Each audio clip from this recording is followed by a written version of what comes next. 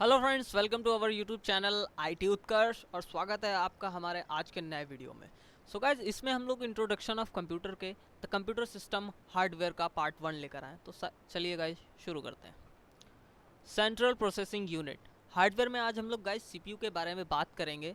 कुछ उसके पार्ट्स हैं, अर्थमेटिक लॉजिक यूनिट यानी कि एएलयू, रजिस्टर्स और कंट्रोल यूनिट यानी कि सीयू। तो चलिए गाइज शुरू करते हैं आगे हम लोग। ये गाइज आप देख रहे हैं, आपके स्क्रीन पे पिक्चर आया है जो कि एक सीपीयू का पिक्चर है, नॉर्मली लोग जानते होंगे। सो गाइस चलिए आगे बढ़ते हैं। सेंट्रल प्रोसेसिंग यूनिट, जिसे सीपीयू कहते हैं शॉर्ट फॉर्म में। सेंट्रल प्रोसेसिंग यूनिट और the processor is also often called the brain of computer. So guys, CPU को हम लोग नॉर्मली या बहुत ज़्यादातर ब्रेन ऑफ कंप्यूटर भी बुलाया जाता है, क्योंकि इसके बिना आपका कंप्यूटर कुछ है ही नहीं, वर्क ही नहीं कर सकता। CPU consists of arithmetic, logic unit and control unit in addition. CPU also has a set of registers which are temporary storage areas for holding data and instruction. CPU के कुछ parts हैं जो कि मैं पहले ही आपको बता चुका हूँ, फिर से यहाँ पे लिखा हुआ है arithmetic, logic unit, control unit और कुछ रजिस्टर्स भी होते हैं इसमें। CPU uses the register to store data instruction during processing. So guys, जब प्रोसेसिंग होती है तो CPU रजिस्टर्स को डाटा स्टोर करने के लिए यूज़ करता है। CPU executes the store program instruction, that is instructions and data are stored in memory before execution. For processing, CPU gets data and instruction from the memory.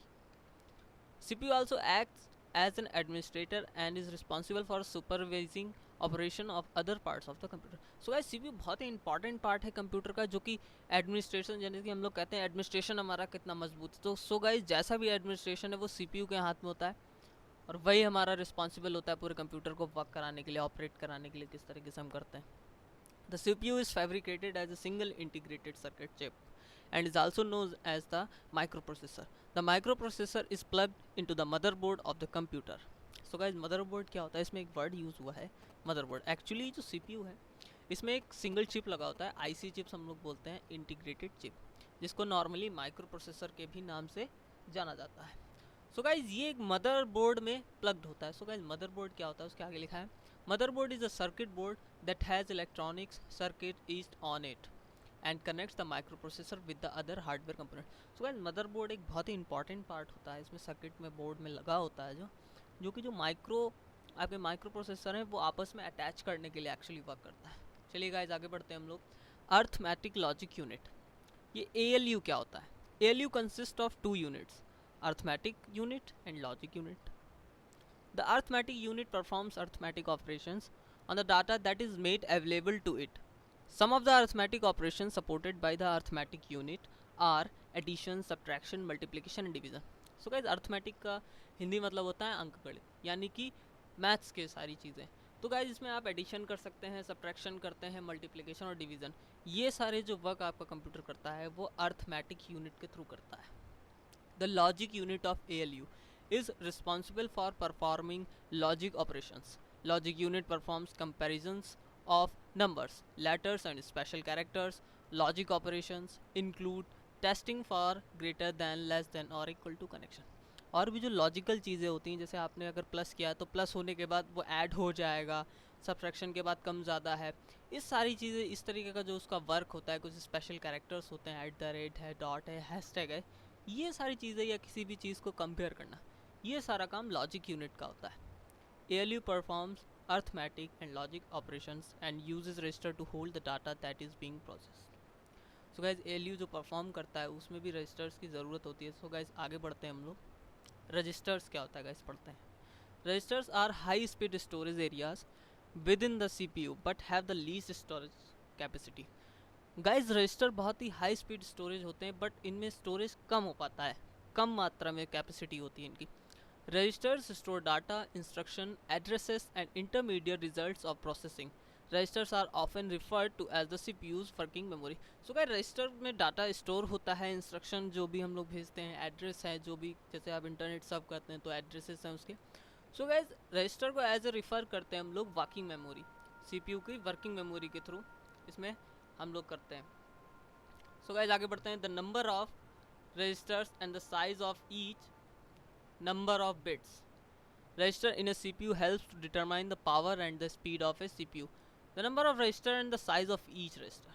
So guys registers के numbers होते हैं, जितने ज़्यादा numbers का register होगा उस हिसाब से उसका वर्क होगा, पावर ऑफ स्पीड, सीपीयू की स्पीड बढ़ जाती है।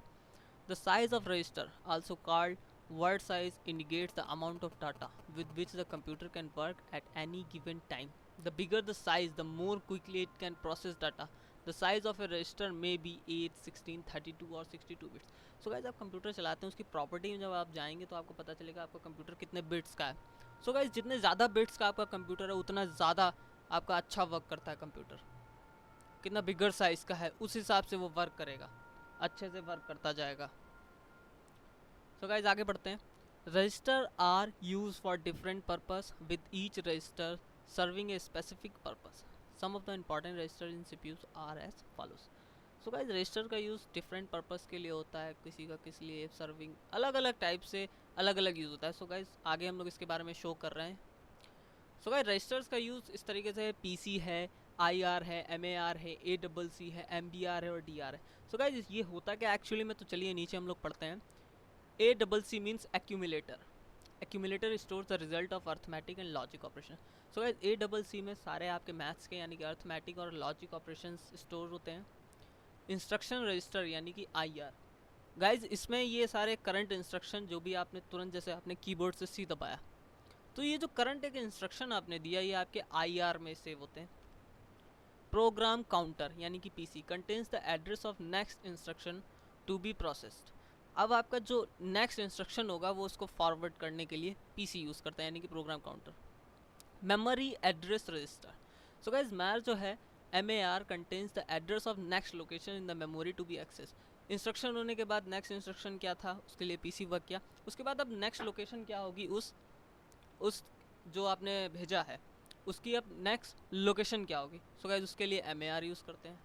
मेमोरी बफर रजिस्टर यानी कि MBR temporary store data from memory और the data to be send to memory. So guys एक प्राइमरी मेमोरी होती है और एक सेकेंडरी मेमोरी होती है। सो गाइज जो MBR है वो just behave like primary memory, store करते वक्त किस तरीके से प्रोसेस किया हो टेम्परेरीली स्टोर कर लेता है वो अपने में।